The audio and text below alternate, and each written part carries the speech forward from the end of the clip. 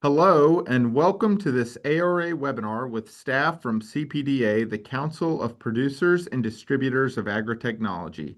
This webinar is titled Adjuvant Advantage for the Sales Agronomist, and it's the first webinar in Season 4 of this series. Today's webinar will focus on adjuvants and biologicals and using adjuvants to improve application and efficacy of biopesticides. We'd like to take this time to thank Helena Agri-Enterprises for sponsoring today's webinar.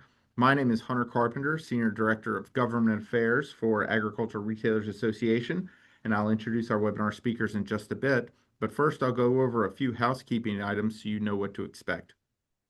Webinars are an important part of the ARA professional development pathway and provide a great opportunity for ARA member companies to help educate their employees.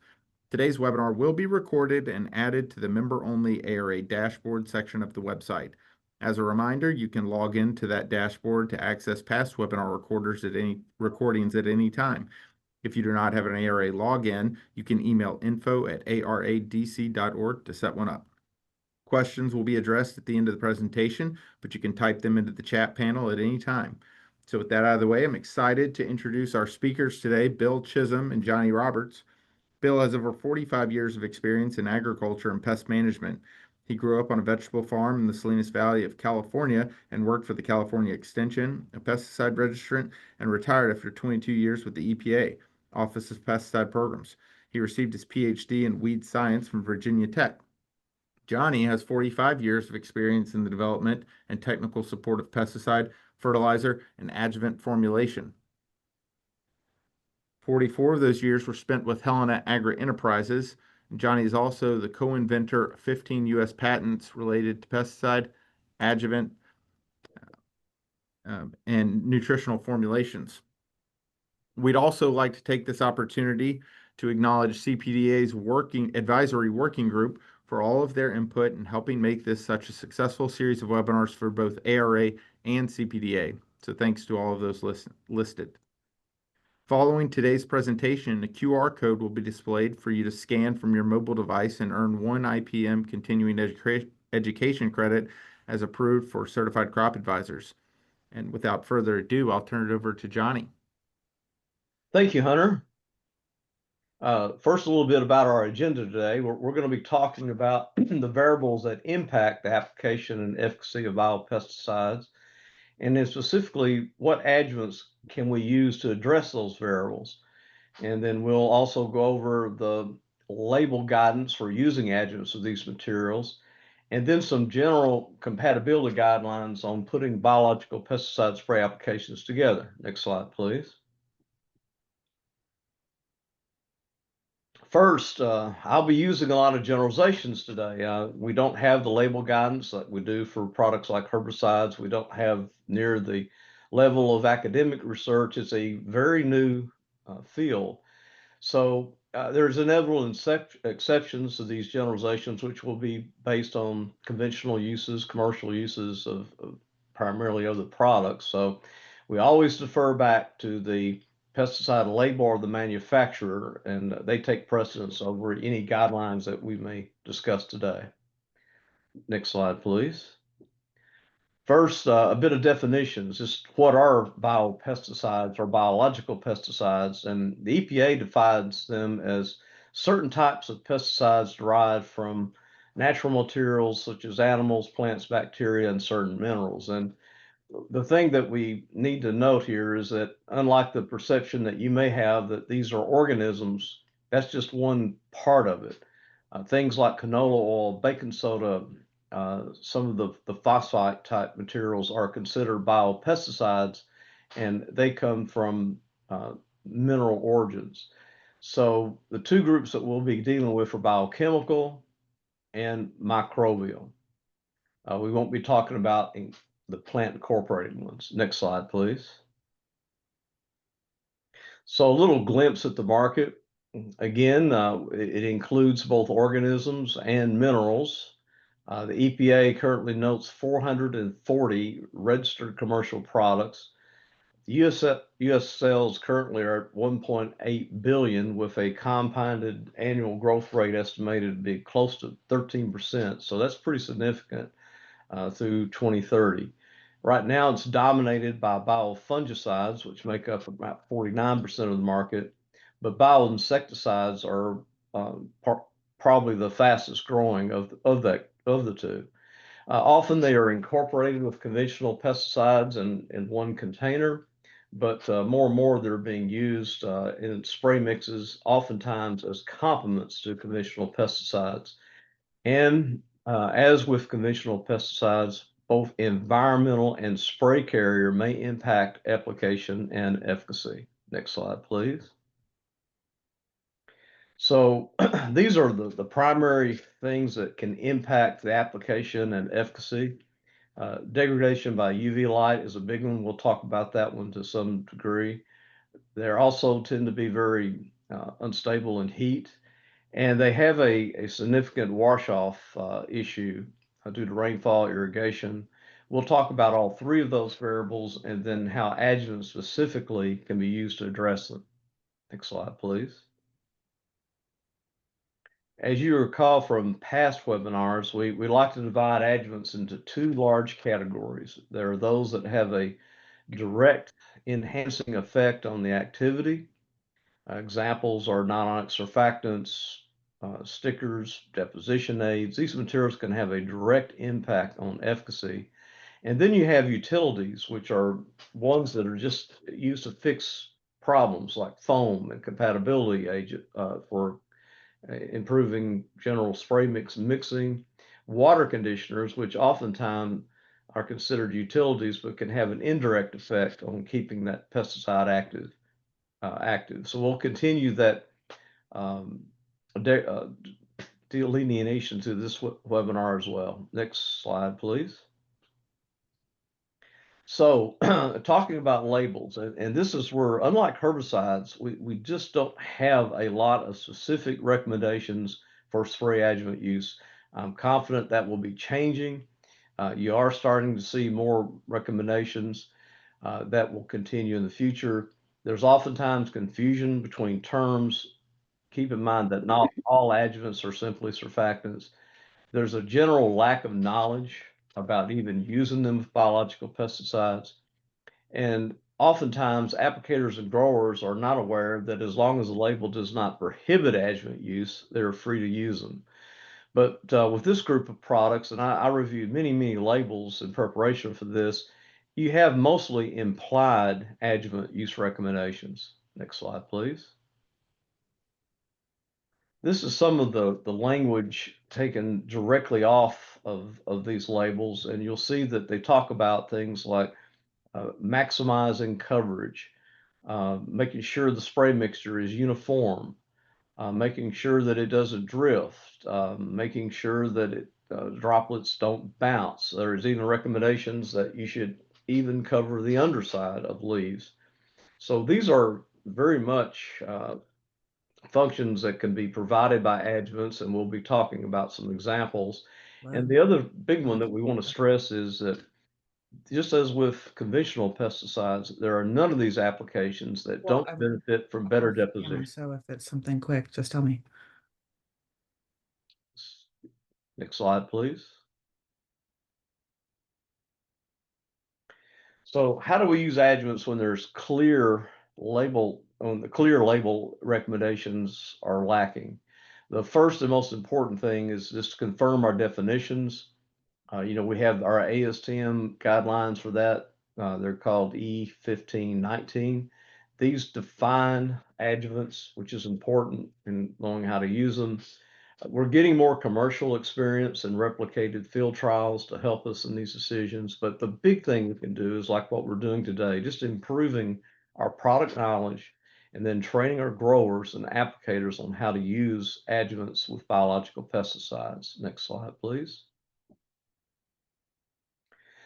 So just as with conventional pesticides, the water carrier is probably what we have to address. In particular, water has poor coverage.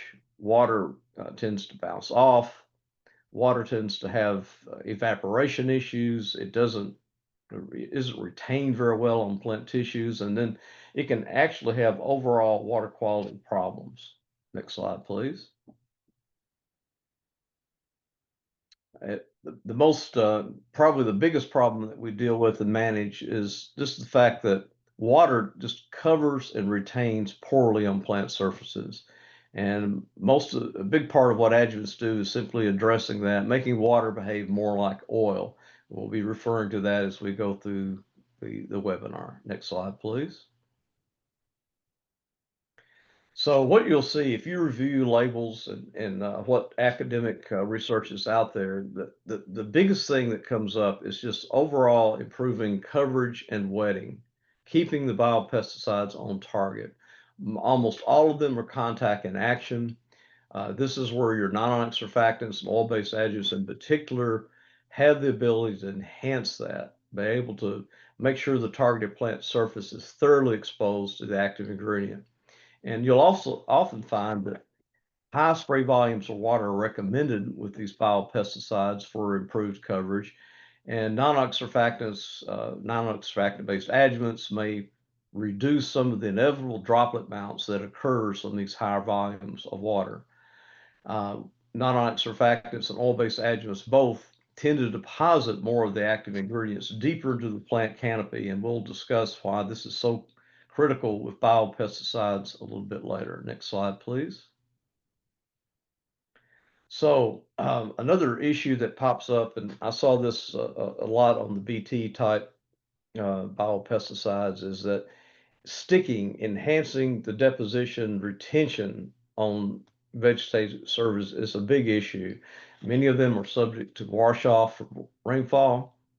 Some biopesticide deposits may actually re-wet and wash off due to the presence of surfactants and dispersants that are already in them.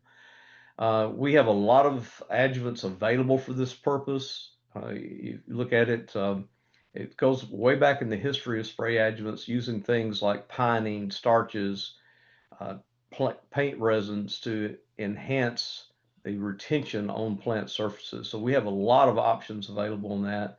I found several references to the infamous spreader sticker, something that is able to spread and stick at the same time.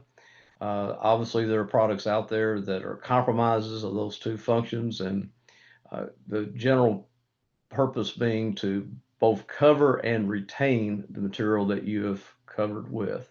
Next slide, please.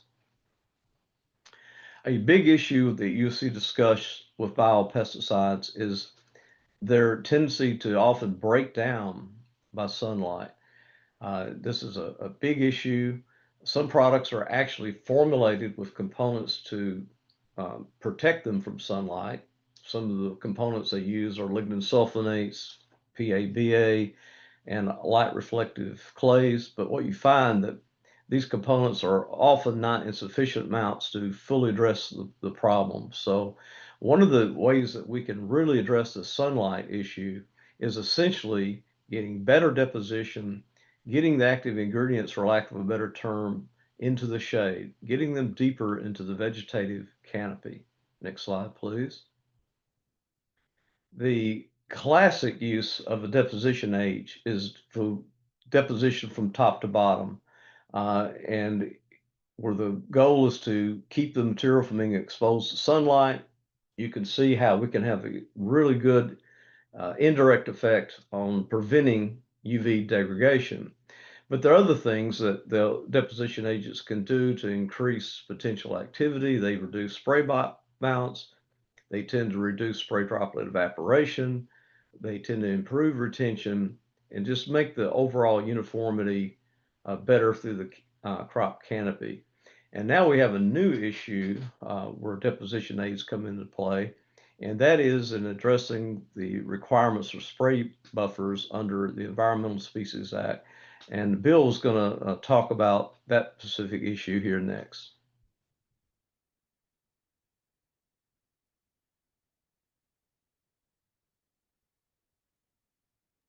Next slide, please. Sorry, it helps if I turn on my microphone. Sorry about that. Thank you, Johnny. The Endangered Species Act, a couple of things I wanted to point out. It seems like a good time to talk about it. What can growers and applicators do to protect these species? The EPA has developed a herbicide and insecticide strategy, and the primary goal of all the things listed in the strategy are to keep the pesticide on the field. Johnny's been talking about ways to keep it on the plant surface. The EPA wants to keep this product on the field where it's going to give the user the most benefit. They've developed a set of options for the user to reduce spray drift and to reduce runoff and erosion. The majority, but not all of the threatened and endangered species and their critical habitat are not on the ag fields, so keeping the pesticide on the field is the best way to protect them. Next slide, please. Will the labels change immediately? All new pesticide labels are being evaluated to protect listed species. There's currently only a handful of pesticides that have been evaluated for the endangered species. It may take years. I firmly believe it's going to take years for the process to keep up or to catch up with all the pesticides. That means it's a phased-in approach, which is really great for the user because it means this coming season we'll only have a few pesticides where we have to figure out the ESA mitigations and the mitigation options. Next slide, please. So where can I find ESA information? The pesticide label is always the best starting point to find information, and the label can send the user to Bulletins Live 2, could send the user to the EPA mitigation menu. The EPA has a new pesticide app. It's the pesticide app for label mitigations, PALM, and that gives you a convenient way to look at how to incorporate these mitigation options into your field practices. Also, I want to point out the Center for Integrated Pest Management has a really good website for the Environmental Pesticide Stewardship website. And also, I'm a weed scientist, and the WSSA has a nice website. We have definitions, handouts, presentations, and descriptions of the different strategies. Next slide, please. Just some examples of ways to reduce runoff and erosion. There's about 40 options for ground applications. Many counties get relief points. The total scale is 0 to 9 points, and the relief points can go up to 6. So in some areas, growers have a real advantage. Conservation tillage or cover crops can help. Grassed waterways, filter strips next to the edge of the field. You can get points for tracking mitigation measures. You could reduce the annual application rate. And working with a technical expert on runoff and erosion control can get you points as well. Next slide. And then spray drift mitigation. There's about 15 ways to get buffer reductions for ground applications. You can increase the droplet size. Adding a drift reducing adjuvant can help. Liberty Ultra just had a supplemental label released, and it says no spray drift buffer if you use a drift reducing adjuvant at 0.3%. So that's been a change in the concentration on the supplemental label. You can lower the boom height, you can reduce the single application rate, and you can maintain a downwind buffer. There's, as I say, 15 different ways to reduce spray drift. And now I think I'm going to turn it back to Johnny. Thank you, Bill. And as we've discussed in other webinars, there's a wide range of deposition drift reduction agents available to us commercially. Currently, they're divided into two big groups, the oil emulsions and the polymers. And keep in mind that a lot of these materials have functionalities other than just straight deposition. And you have a wide range of selections to match up with the particular pesticide or spray mix that you want to complement. Next slide, please. Probably the biopesticide with the most experience with adjuvants, the most label direction in using them, and probably one of the greatest needs are the Bacillus thuringiensis or BT-based biopesticides. It is the most widely used biopesticide in the world. And for it to work, it has to be ingested by the targeted insects. So to be effective, optimal coverage and deposition is crucial. There's also references to the activity being negatively impacted by sunlight, pH, and rainfall as well. You'll find guidance on this. You'll find recommendations on some product labels to use spreader stickers. And then there's some adjuvants specifically that can be used to limit these negative impacts. Next slide, please. Some of the specific adjuvant applications with biofungicides I'd like to discuss next. And as I mentioned earlier, this is probably the fastest growing segment for biopesticides. There's several examples of ones that have been commercialized and used. You're often finding that they're co-formulated or added tankside. And the big issue here, again, is that their applications require very uniform coverage. Um, Recommendations that even getting the spray mix underneath a leaf is one of the guidelines. So for this purpose, we have non-ionic surfactants, and boy, when it comes to really getting coverage, and about the only thing I know of that can spread under a leaf, the organosilicones would have a great fit for applications with BTs. Another side benefit from using non-ionic surfactants with biopesticides is that you tend to find a lot of them are formulated as wettable powders. A lot of them are done this way to eliminate the degradation that can sometimes occur when you use water-based or solvent-based formulations. And when we use non-ionic surfactants, we tend to get better suspension with these materials. Next slide. There are some water quality and storage issues as well that may impact biological pesticides. Some of these impact their solubility, stability. Depending on the AI, low or high pH may impact stability. And this is one area to be careful with. With conventional materials, we're pretty much hardwired to think of, well, the lower the pH, the better. With a lot of our conventional pesticides, this may not be true at all with some of the biopesticides. Some of them have warnings about getting the pH too low. As a general rule, getting below a pH 4 is often detrimental to many of the bacterial-based pesticides in particular. Also, that be aware that high levels of minerals and hardness can antagonize some of the actives, and high storage temperatures is another thing that can impact the shelf life of some biologicals. The general rule there is that we try to store these materials at below temperatures of 90 degrees. Another big issue is that our water, oftentimes, particularly water from municipalities, is chlorinated, is treated with chlorine at various levels. And as we know, chlorination may kill directly some biologicals. So this is an issue we have to manage if we have microbial materials. Next slide, please. General guidelines here is that if your biopesticide, it depends on a living organism, allow any kind of water that's suspected to be chlorinated to stand for at least 24 hours. If this is not practical, one of the easy ways to get rid of all the chlorine is simply add some potassium thiosulfate based fertilizer, or KTS. We do this before we add the pesticides, of course.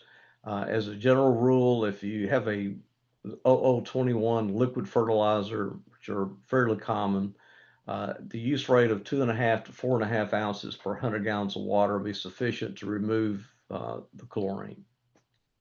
Next slide, please. Some other guidelines we've talked about, and just to reemphasize, keeping our storage temperatures less than 90 degrees. Most of these active ingredients have their best stability at pH ranges of 5 to 8. Avoid spray mixes that may result in a pH of less than 4. Again, if you want to use something with a pH less than 4, you can refer directly to the manufacturer, but that's just a warning that a lot of these materials are unstable when we get lower. Another general guideline is, of course, avoiding sunlight. We're not going to be able to do that, but typically, if we apply it after 3 p.m., we can minimize it. Another one to be aware of, and we're all incentivized to combine treatments. A lot of our micronutrient mixes that contain metals like copper, manganese, molybdenum, iron, they can have a negative impact on some of these microbials, that particularly ones that are based on enzymes. So make sure you can discuss with the manufacturer, hey, do I have an issue with these particular metals? What can I do to avoid the problem, or am I even able to co-mix the two together? Next slide, please. Biopesticides, as a rule, right now, you find that they're being often mixed with multiple products. Again, they're great tools for extend the efficacy range, and particularly we have some of these resistance issues. So being able to get a nice, uniform, and compatible tank mix is a big issue, and adjuvants and indeed have a role. Next slide, please. Just general guidelines. Prevention is much better than resolution. Dilution is often the solution, as we like to say. The big no-no is just do not pre-mix undiluted products together. This is something that is a source of a lot of problems with both conventional and, I would argue, with biopesticides even more so. We don't want to expose, particularly when we have microbials, directly to undiluted chemicals. If you don't have any commercial experience at all, no label manufacturer guidance, jar testing these materials before you put together in a formal spray mix is always recommended. And then also recognize that additional order matters. Next slide. The order of prevention historically has often been found to be the best preventive measure that we can do. The goal is to give each component individually the chance to disperse or dissolve before you add the next one. Again, that warning of not letting undiluted materials come into direct contact with another is crucial. And you'll find that the order of addition is usually driven by the type of formulation that it is. Now, with the biopesticides, I found that majority of them seem to be powders or suspension concentrates in water. Some of them are actually encapsulated, but we're talking about some that a formulation format that really does need to have proper addition order as part of its use. Next slide, please. The general rule here is that things need to get wet. And so suspension concentrates and wettable powders by design have to be dispersed in wetted water before they work. And when they don't, it's because we don't have enough water, we have not used enough time, or we just not use enough of the surfactant. So this can oftentimes be traced back to just not enough general knowledge about mixing order. Next slide, please. And so these are the general guidelines that we follow, and these are taken from the Purdue Extension Bulletin 122. But as a general rule, we start with half of the water, and we add spray mix compatibility or foam agents first, followed by the suspension concentrate and water dispersible granules and powders. This is important because these are the materials that have to get wetted out first before you add the rest of the materials, particularly any oil-based adjuvant, deposition agent, or emulsifiable concentrate. Be aware that drift reduction additives often have their own specific order, and so always defer to their label when preparing spray mixes. Next slide. Again, stressing how things that need to get wet. I mentioned earlier how non-ionic surfactants seem to have the most recommendations, either directly or implied. And a nice side effect from using them is improving the general dispersion of powdered biopesticide formulations and our suspension concentrates. It can be phenomenal. Basically, you're just supplementing the wetting agents that are already in the pesticide, and getting a nice uniform spray mix is an end result. Next slide, please. We have the old classic spray mix compatibility adjuvant. These materials are historically based on non-ionic surfactants, like anionic and materials in some cases as well. Their mode of action tends to be based more on dispersion than wetting, and this dispersion provides reductions in thickness and clabber and those type of things. They may function as both preventatives and curatives. There is an important distinction in using them that we'll talk about. Next slide, please. And some guidelines that you may not be aware of when we deal with the biopesticides is that when a lot of these materials are formulated to be on the low pH side. And as I mentioned earlier, be careful if that biopesticide has a low pH warning or issue. Be cognizant of the fact that some of these compatibility agents may indeed be acidic. And so we'd either have to reduce the rate or avoid them completely. Use rates, it can be quite broad on these compatibility agents. Keep in mind that you can use the lower end of that rate, which is typically from 1 to 4 pints, if we use them as a preventative. Another good rule of thumb about compatibility agents is that if you've got liquid fertilizers as part of this mix, the odds are you will benefit from using a compatibility adjuvant to keep them together. When you add that fertilizer, you're making it very difficult, oftentimes, for the pesticide formulation to wet out and disperse. Another thing to be aware of is that good agitation is required when you're trying to use them as a curative. That is, you've got a problem and now you're trying to fix it. You're going to have good agitation to go along with the compatibility agent. Next slide, please. There are some specific chemical spray mix incompatibilities that we need to be aware of when talking about biopesticides. One of them is that you'll find that potassium bicarbonate is being used with some biopesticides. Examples are Armacarb and Caligreen.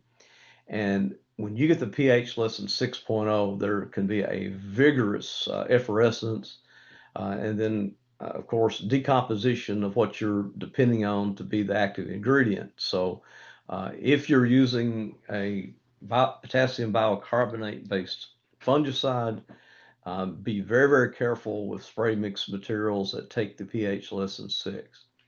Another one to be aware of, copper-based fungicides are extensively used.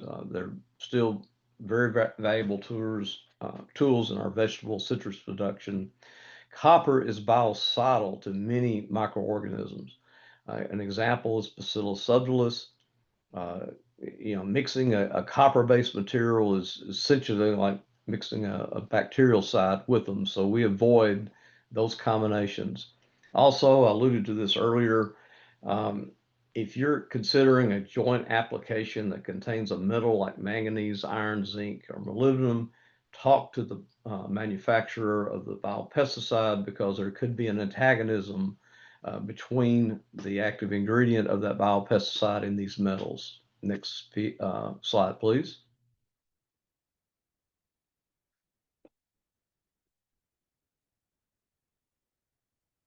Foam problems. We always talk about them. They're more than just a nuisance. They can impact your spray calibration. They increase your worker exposure issues. They oftentimes make it that much more difficult to get a uniform mix. They reduce coverage and increase drift potential. And if you go with the high agitation systems that we tend to have today, along with a suspension concentrates and wettable powders, you essentially got a foam machine. Next slide, please. So our general guidelines for using foam control is that it's much easier to prevent it than try to fix it after the fact. We have a number of good commercial foam control agents available to us today. It is a good assumption that is pretty true that if you're going to make a spray mix, it's going to generate foam. And for a lot of the reasons that I mentioned earlier, always include a foam control agent. It'll just prevent a lot of problems that happened earlier. In my tech support role in previous years, foam management was typically our biggest tech service mixing complaint. Next slide, please. So, what does all this mean? And as we often probably feel after doing one of these webinars, we're just continuing to add new layers of complexity to just getting an application done. And that's going to continue. I mean, I think the safest prediction we can all make is that growing a crop is going to become more complex, not less. The value of the ag retailer is to help growers get through this complexity, translate it for them, get them the tools they need to make it less of an issue. And at the end of the day, helping them manage complexity is a way to increase the value of an ag retailer's service to that customer. Next slide, please. So kind of summarize what we've been discussing. These materials are going to be, spray mix preparations are going to continue to become more complicated. Our experience with biopesticides is limited. You're going to have multiple spray mix combos.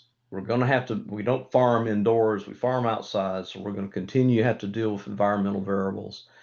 There are diverse formulation types out there. Most of it tends to be wettable powders and suspension concentrates, which can have their own issues with spray mix compatibility. Adjuvants have a role in preventing or correcting it. One of the things that we always stress is that past experience is at the end of the day our best training. Oftentimes we've already had issues in the past with wettable powder, suspension concentrates, and we knew how to fix them with conventional products. That experience will apply, with biopesticides as well. Always document and share problems and their solutions with the manufacturer. Review your labels and technical bulletins and extension publications. And granted, they're not as expansive as they are with the subject on conventional pesticides, but that will get better. Focus on preventing problems rather than trying to correct them later. Always include a foam control adjuvant. Always include a compatibility agent if you're applying any pesticide jointly with fertilizers, and then conduct a jar test or ask that manufacturer for their commercial experience if trying that combo for the first time. Next slide, please. So what are some of the customer objections? We're in a period where economics is such a big issue, and growers, rightly so, are questioning very much why they're including this extra input. One of often the comebacks is if the manufacturer really thought we needed them, they'd build them in. And they do try to build them in. There's many cases where adjuvants have been built into the pesticide product, both conventional and biopesticide, but the problem is the variability in the spray mixes, variability in spray volumes, variability in the use rates just make it extremely difficult to build sufficient adjuvant in. And just because you've never had a mixing issue before doesn't mean you won't have them in the future. One of the issues that happens, formulations change. The label may not indicate that. So again, be aware of these general guidelines and preventing them, not trying to fix them. You don't, oftentimes the grower has confusion about when do I need to even use them. The label's not clear on that. The issue there is that foaming and getting a pesticide to mix are so common that we know to prevent them before they occur. And we know that it's based on our past experience, it's much easier than to just try to guess at it. And, as far as that guidance, again, that is the role of us as retailers and agronomists outside.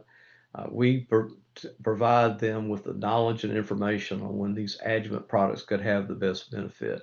And of course, they just cost too much. And we will always argue that prevention of compatibility and application problems is a lot cheaper than the loss of time and the need to deal with those problems or have to do a respray. Next slide, please. All right. Well, thank you, Johnny and Bill, for a terrific presentation. I've gone ahead and cycled the slides over to the QR code. You can scan that and receive your one IPM CEU for Certified Crop Advisors. In the meantime, I'm going to go to the Q&A and in the chat and see what questions we might have. The first one we'll kick it off with is, if the label does not specify an adjuvant, how can they be used? The current rules are that if that label does not prohibit the use of an adjuvant, you are free to add one.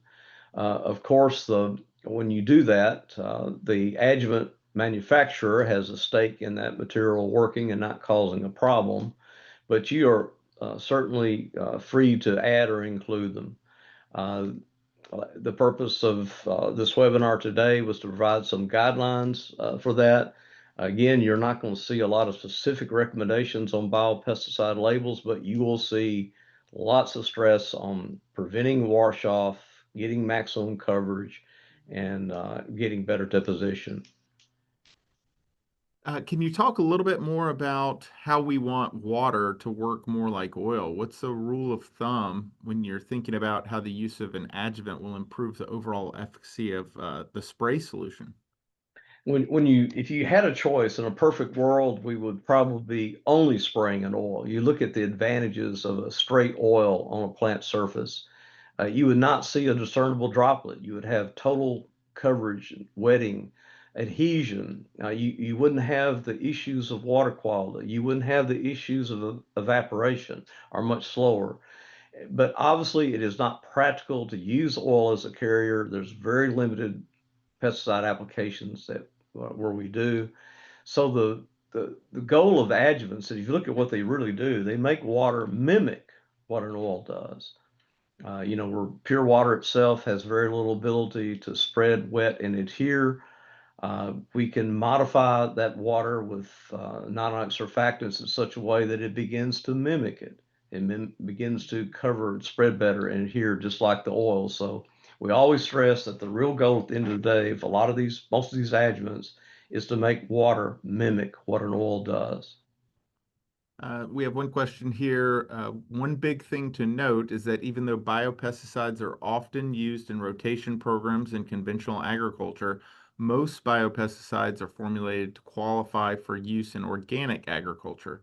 And as such, adjuvants need to also be compliant in those applications intended for organic farming. And this is a reason why specific instructions on the use of adjuvants are not included. So the current list of allowable inert ingredients for use in organic agriculture can be limited. So developing a tech bulletin would be helpful to address these limitations. That is a good point. At one time, we had very, very few adjuvants that were OMRI listed, and that has changed. Organosilicones have been added to the OMRI list. You're correct. We are limited into what we can use in organic applications. Fortunately, that list has been fairly inclusive of a lot of what we use in adjuvants today, particularly when it comes to surfactants. But yes, and the good general rule of thumb there is look for your OMBRE listings. Again, that situation has improved a lot over what it was just 5 years ago as people recognize that adjuvants have a role. Next question, are compatibility adjuvants and compatibility agents the same products? Yes, that description is used interchangeably. You'll hear the term compatibility agent and compatibility product. Typically, these materials are, and again, generally they've been anionic type surfactants that disperse rather than wet. But yes, those terms are synonymous. Using a biopesticide preventatively as an additional mode of action with traditional synthetic fungicide like, oh, I'm going to mess this up, azoxystrobin. Boy, I'm sorry, I didn't. Could you repeat the question again? I Yeah. missed. Yeah. Would you use a biopesticide preventatively as an additional mode of action with traditional synthetic fungicides? I would. It says, of course, an adjuvant helps, it says. Yeah, yeah, the adjuvant help. I would have to defer to the labels or the manufacturers there about what the timing would be. Yeah. I do know that I have not seen a biofungicide label yet that didn't talk about the need for good uniform coverage. So we would include it regardless of the time that it was used. Would you see any superior advantages of using citrate esters over non-ionics for penetration, spreadability, and protection against sunlight? That I'm not afraid to say I don't know. I'm Fair not enough. familiar with that specific surfactant. I can answer it broadly. If that material has the ability to get materials out of the sun, be it by better deposition or most of these are just contacts, not dependent on absorption, Mm. then that would be an advantage. Should non-ionic surfactants always be used with biopesticides to improve uniformity of the spray mix? That's a good point. With so many of these materials being wettable powders, I would say yes, in that case. But then just a general implied recommendation that we have total and thorough coverage. It just would make them a great tool. And like I mentioned, that's a side benefit. We're getting that improved coverage and retention and spreading, but at the same time, we're getting a more uniform and compatible mix. It's one case where the dominant surfactant may take the place of the need of a compatibility agent. The market of biologicals seems to be growing faster than synthetic pesticides. And what do you think is driving this? Well, the cost of admission for a conventional pesticide has gotten so high, and the turnaround and the difficulties of getting new materials onto the marketplace is going to make this segment that much more important. And you look at in Europe where they have eliminated so many of the conventional pesticides, it gets to where it's our last choice. It's the only thing we have left. And so that's inevitable. We don't see any, with the slow introduction of new pesticide, conventional type pesticides, this sector is going to grow more, and it will really grow if we can find a biological herbicide that can complement the fungicide and insecticide segment, which are growing the most right now. Right now, we just don't have a lot of bio type herbicides. Can you speak a little bit more to what to watch out for in terms of low pH compatibility for agents used with biological pesticides? The Some of the labels that I researched had broad warnings about like avoid pH below 4, those type of things. I saw that warning on one Bacillus subtilis product. I saw that warning on another Bacillus thuringiensis product. It seems to be variable. Not all of them have that warning. Some of them they just apply it without giving a specific number. And so this is one that if I have a microbial uh, material as the active ingredient in either a fungicide or insecticide, I want to know what the pH range of it should be. As a general rule, bacteria does not like to get below a pH of 4, but there's plenty of exceptions. It's one area that uh, we need clear guidance on, but we would stress talking with the manufacturer specifically, because like I say, there's just very few that have a specific pH warning like we often have with our conventionals. Adjuvants typically don't have any biological activity.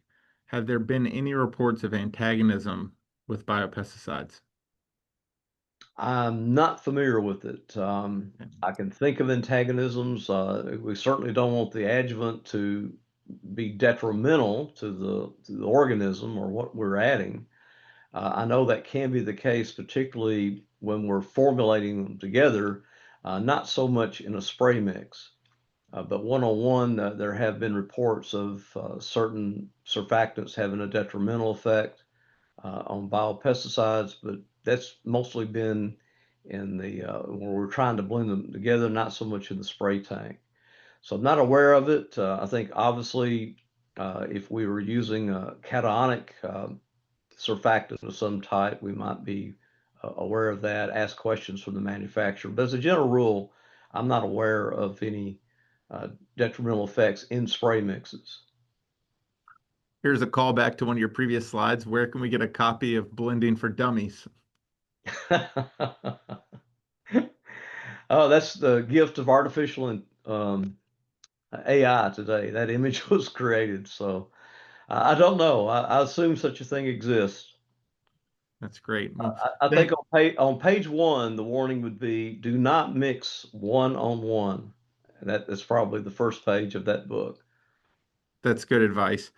Well, that's about all the time. We want to thank Johnny and Bill again for this great presentation. And thank you again to Helena Agri Enterprises for sponsoring today's webinar. Additional thanks to all who participated despite your busy schedules.